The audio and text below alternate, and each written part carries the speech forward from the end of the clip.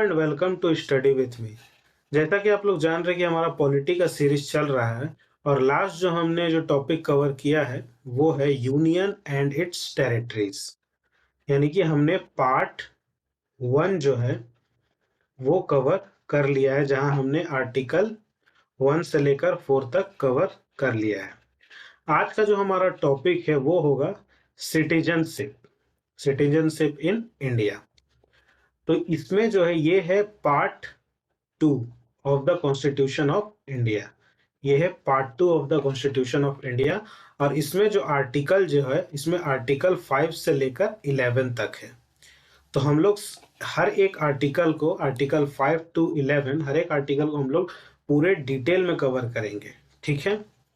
और सिटीजनशिप को भी हम लोग पूरे डिटेल में कुछ एक्स्ट्रा टॉपिक के साथ भी हम लोग इसको कवर करने आज वाले हैं, ठीक है।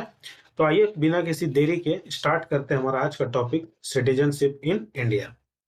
तो सिटीजनशिप, एक minute,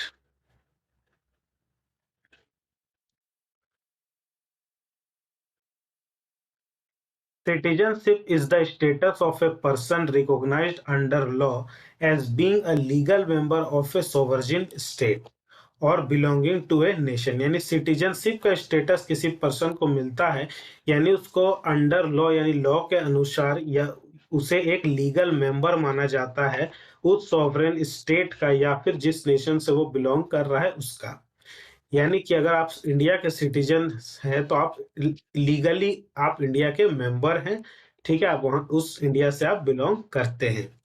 In India, Article 5 to 11 of the Constitution deals with the concept of citizen और आर्टिकल 5 से लेकर 11 तक कॉन्स्टिट्यूशन में जो कि सिटीजनशिप के बारे में हमें बताया गया है।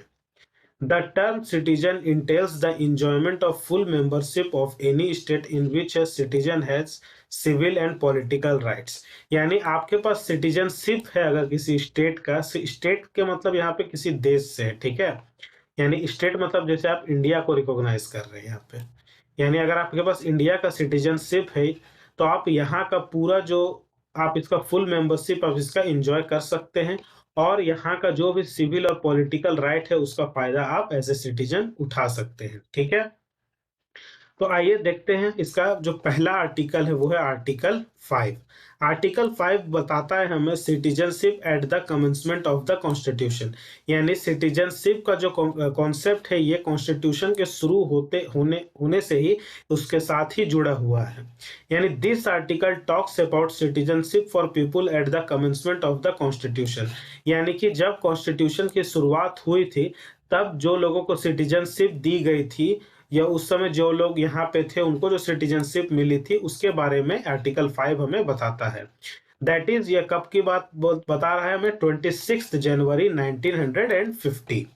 तो under this citizenship is conferred upon those person who have their domicile in India Indian territory. यानी कि अंडर सिटीजनशिप, अंडर इसके अंदर सिटीजनशिप को बताया गया है कि वैसे लोग जो कि डोमिसाइल है इन इंडियन टेरिटरी में, डोमिसाइल यानी कि वो यहीं के हैं। यानी कि किस किस बेसिस में बोला जा रहा है, तो यहाँ पे 3 कैटेगरी बताई गई है। पहला जो कैटेगरी है कि who was born in Indian territory, यानी वैसे लोग जो इंडिया के अंदर ही, इंडिया के जो ज्योग्राफिकल लोकेशन है उसके अंदर ही उनका जन्म हुआ है तो ऑलरेडी वो यहाँ के सिटीजन हो जाते हैं। सेकेंड बोलता है whose either parent was born in Indian territory, यानी कि या तो दोनों पेरेंट्स में से यानी कि मदर या फिर फादर दोनों में से कोई भी एक अगर इंडियन टेरिटरी के अंदर उनका जन्म हुआ है तो उनके जो बच्चे होंगे वो ऑटोमेटिकली यहाँ के सिटीजन कहलाएंगे, ठीक है। थर्ड जो पॉइंट बता रहा है यहाँ पे वो बोल रहा है कि who has ordinarily been a resident of India for not less than 5 years immediately preceding the commencement of the constitution। यानी कि कॉन्स्टिट्यूशन का जब शुरुआत हुआ था 26 जनवरी 1950 को, उस समय जो लोग यहाँ के रेसिडेंट हो गए इंडिया के कम से कम 5 साल के लिए, इमीडिएटली जब शुरुआत हुआ था उसके बाद 5 साल तक वो इंडिया में रह गए, यहाँ के रिसाइड बन गए, यहाँ के रेसिडेंट बन गए, तो वो भी जो है यहाँ के सिटीजन ऑलरेडी हो गए हैं, ठीक है। तो ये 3 कैटेगरी में आपका आर्टिकल 5 जो है वो डिफाइन करता है citizenship at the commencement commencement of the constitution. ठीक है, तो आई होप आपको आर्टिकल ये जो 5 है ये पूरी तरीके से क्लियर हो गया होगा। बढ़ते हैं अगले आर्टिकल की ओर, यानी कि आर्टिकल 6। आर्टिकल 6 क्या बोलता है कि citizenship of certain persons who have migrated from Pakistan, यानी कि वैसे लोग जो माइग्रेट करके आए थे पाकिस्तान से इंडिया। ठीक है, देखिए कुछ बैकग्राउंड में अगर बता दूं, मान लीजिए ये इंडिया है और यहाँ पे है पाकिस्तान। तो जब पार्टीशन हुआ था ना, तो बहुत सारे ऐसे लोग हैं जो इंडिया से पाकिस्तान चले गए थे और बहुत सारे ऐसे लोग हैं जो पाकिस्तान से इंडिया आ गए थे। अब वैसे लोग जो पाकिस्तान से इंडिया आए थे, वैसे लोगों का सिटीजनशिप कैसे डिसाइड होगा, उसके बारे में आर्टिकल 6 के अंदर हमें दिया गया है। यानी कि सिटीजन ऑफ सर्टेन पर्सन, यानी वैसे लोगों का सिटीजनशिप जो लोग माइग्रेट करके आ गए थे पाकिस्तान से।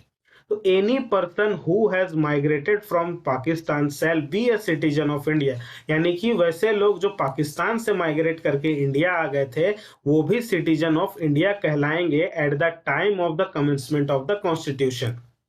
ठीक है, लेकिन क्या क्या कैटेगरी होगी, जैसे कि पहला क्या बोल रहा है, ही और आइदर ऑफ हिज पेरेंट्स और any of his grandparents was born in India as given in the government of Indian act 1935, यानी गवर्नमेंट ऑफ इंडिया एक्ट 1935 के अंदर ये बोल रहा है इसके अनुसार, यानी कि जो लोग यहाँ पे आ गए हैं पाकिस्तान से इंडिया, उनका कोई भी पेरेंट्स, ठीक है, या तो मदर या तो फादर या फिर उनके कोई भी ग्रैंड पेरेंट्स, ठीक है, दादा या दादी, कोई भी इंडिया में उनका जन्म हुआ होगा तो उसे भी यहाँ का सिटीजन मान लिया जाएगा।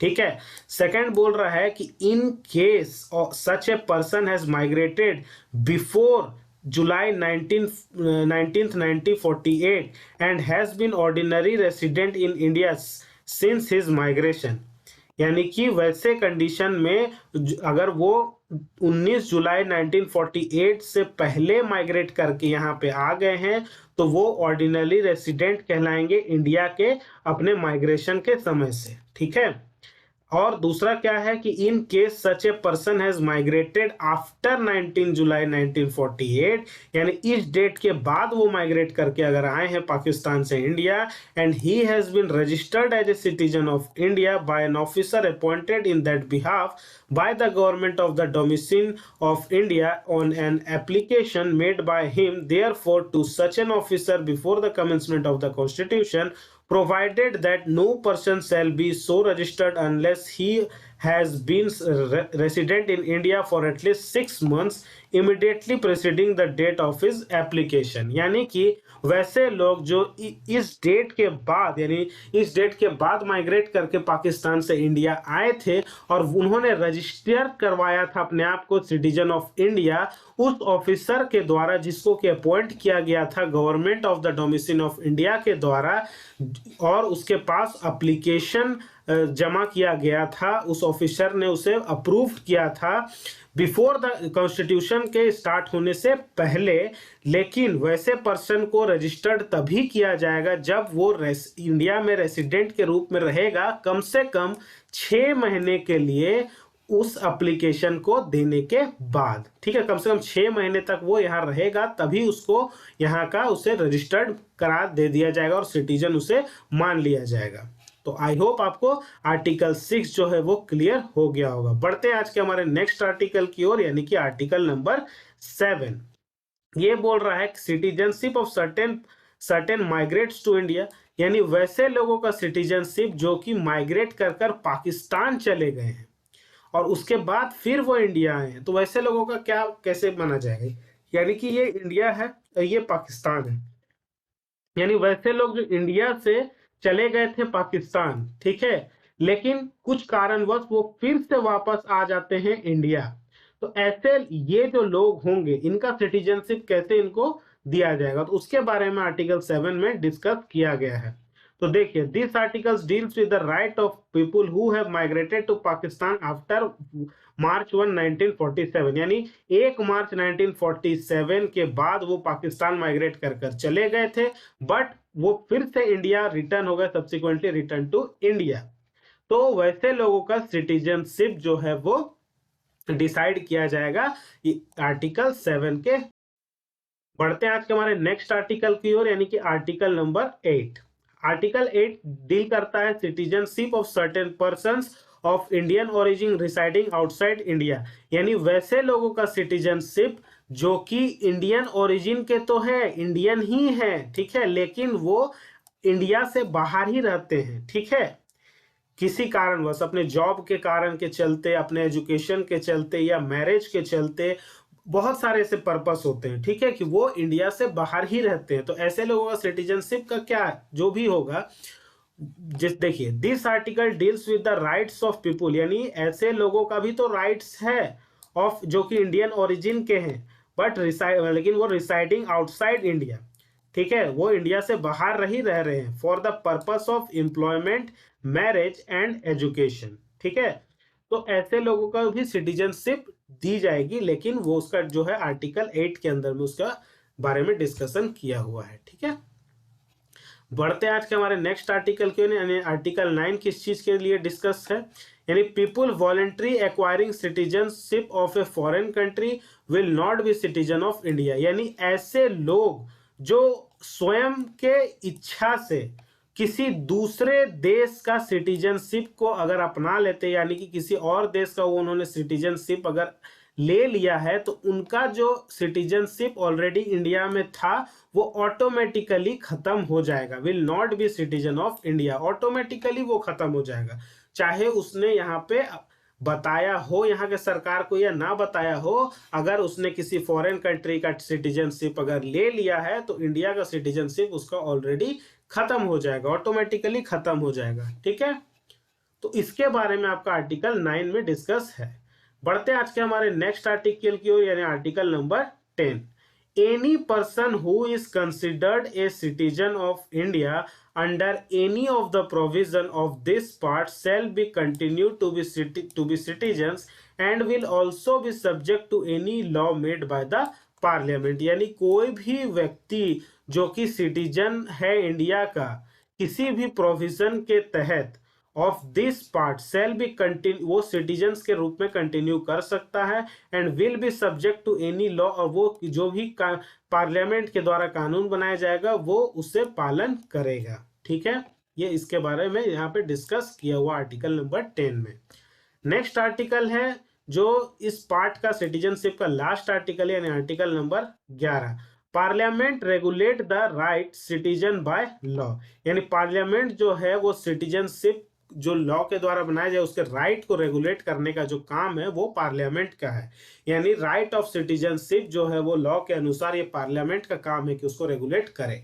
तो उसके बारे में आर्टिकल 11 में डिस्कस है, यानी कि the parliament has the right to make any provision concerning the acquisition and termination of citizenship, यानी कि पार्लियामेंट को यह अधिकार दिया गया है कि वो किसी प्रोविजन के तहत वो सिटीजनशिप को टर्मिनेट कर सकती है, खत्म कर सकती है या उसको वापस ले सकती है, and any other matter relating to citizenship, और सिटीजनशिप से रिलेटेड कोई भी मैटर होगा तो पार्लियामेंट ही उसे, पार्लियामेंट के पास ही राइट है कि वो उस पर फैसला करे, कुछ प्रोविजन करे या रेगुलेट करे, जो भी करे वो पार्लियामेंट के पास ही उसका राइट है, ठीक है। उसके बारे में आर्टिकल 11 में डिस्कस है। तो आई होप आपको सारे आर्टिकल्स यहाँ पे क्लियर हो गए होंगे सिटीजनशिप से रिलेटेड। कुछ सिटीजनशिप से ही रिलेटेड कुछ टॉपिक्स से उसको हम लोग देख लेते हैं, ताकि ये पार्टिकुलर जो सिटीजनशिप का टॉपिक है ये हर तरह से क्लियर हो जाए, ठीक है। दो citizenship of India constitutional provision, देखिए क्या है कि citizenship of India is governed bye article 5 to 11 part 2 of the constitution, ये आपको पता होना चाहिए, जो अभी हमने ऑलरेडी डिस्कस कर लिया है। The citizenship act 1955 is the legislation dealing with citizenship, यानी सिटीजनशिप जो एक्ट है 1955 का वो डील करता है सिटीजनशिप से रिलेटेड सारे मैटर्स को। This has been amended by, इसको अमेंड भी किया गया था इस एक्ट को सिटीजनशिप अमेंडमेंट एक्ट 1986 के तहत, सिटीजनशिप अमेंडमेंट एक्ट 1992 के तहत, सिटीजनशिप अमेंडमेंट एक्ट 2003 के तहत और सिटीजनशिप अमेंडमेंट एक्ट 2005 के तहत। इतना बार इस एक्ट को अमेंड किया गया है। Nationality in India mostly follows the juice sanguinis citizenship by the right of blood and not Jews solely citizenship by right of birth within the territory, ठीक है। थोड़ा सा डिस्कस कर लेते हैं सिटीजनशिप एक्ट 1955 को, ठीक है। Citizenship of India can be acquired in the following veg. ठीक है, इतने तरीके से सिटीजनशिप इंडिया का आपको मिल सकता है। पहला, citizenship at the commencement of the constitution, यानी कॉन्स्टिट्यूशन के शुरुआत के समय से ही आपको सिटीजनशिप मिल सकता है। सिटीजनशिप बाय बर्थ, बर्थ के वजह से भी आपको सिटीजनशिप मिल सकता है, अगर आप यहीं जन्मे हैं, ठीक है, तो बाय बर्थ आपका सिटीजनशिप इंडिया का हो जाएगा।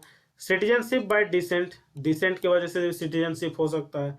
सिटीजनशिप बाय रजिस्ट्रेशन, आप रजिस्टर करवा लेंगे सिटीजनशिप के लिए तो हो सकता है। सिटीजनशिप बाय नेचुरलाइजेशन, नेचुरलाइज तरीके से आपका सिटीजनशिप यहाँ का हो सकता है। By incorporation of territory by the government of India, यानी कि मान लीजिए पाकिस्तान को इंडिया ने अपने आप में मिला लिया, ठीक है, मान लीजिए पाकिस्तान आज से इंडिया का ही भाग बन गया, तो वहां के जितने भी लोग हैं वो ऑटोमेटिकली इंडिया के सिटीजन हो जाएंगे अगर ऐसा होता है तो वही बोल रहा है by incorporation of territory by the government of India. ठीक है, people who was domiciled in India as on, अगर वैसे जो लोग इंडिया में रह रहे हैं 26 नवंबर 1949 से, वो लोग ऑटोमेटिकली सिटीजन ऑफ इंडिया है by virtue of citizenship at the commencement of constitution, constitution के शुरुआत से ही हो जाएंगे। या फिर पीपुल हु वाज, जो कि इंडिया में जिनका जन्म हुआ है आफ्टर 26 जनवरी 1950 को और बिफोर 1 जुलाई 1987 को, आर इंडियन सिटीजन, वो भी इंडियन सिटीजन कहलाएंगे। और वैसे लोग जो कि जिनका जन्म हुआ है 1 जुलाई 1987 के बाद, इस वो भी इंडियन सिटीजन कहलाएंगे, आइदर ऑफ हिज पेरेंट्स, या उनके पेरेंट्स, या फिर was citizen of India at the time of birth, यानी उसका अगर पेरेंट्स यहाँ के सिटीजन है जन्म के समय से, तो वो यहाँ पे सिटीजन कहलाएंगे। ठीक है, persons born after 3 December 2004 are Indian citizen if both parents are Indian citizens, और if one parents are Indian citizen and other is not a legal migrant or an illegal migrant at the time of birth, not an illegal migrant at the time of birth। ठीक है,